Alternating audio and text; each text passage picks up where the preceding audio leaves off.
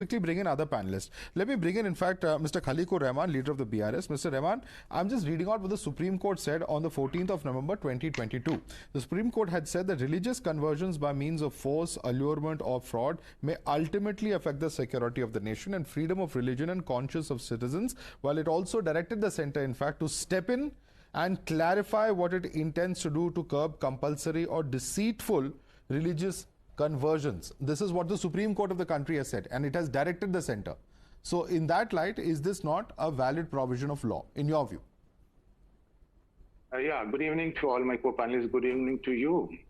Madhav, my take on this, that there was no need actually to introduce this, because we already had the 493 section IPC.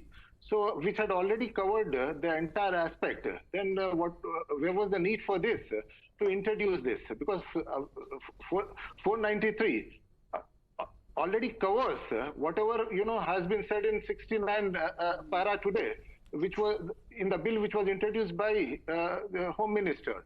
So, I think it is just nothing, but the BJP wants to send across a message to the people and to the majority of the country, who it feels they are their voters, that we are trying to do something which would suppress the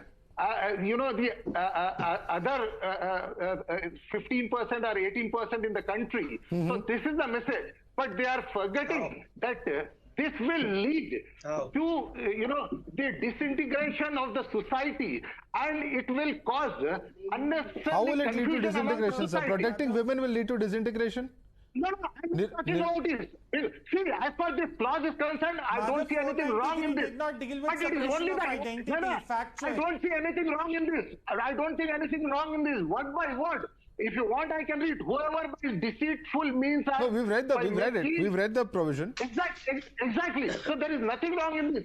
But it is only the intention of the government to send across a message to the people of the country. Okay, it is the intent. It is the intent that is questionable. Nirmal Kaur, I want you to comment on this. As an IPS officer, ma'am, through the course of your career, you would have interacted with a number of victims of various types of crimes. Is this not a provision that is relevant in the new Bharatiya Nyaya Sanhita? Because there are objections being raised that the government's intent, as per past actions, is leading us to bring out these questions. And there are also, of course, those who say that love jihad may be invoked, but there are certain cases, like in the case of a Mumbai actress and so on and so forth, where love jihad was invoked, but of course there was no such angle or nothing that was proven as per the police and the investigation later.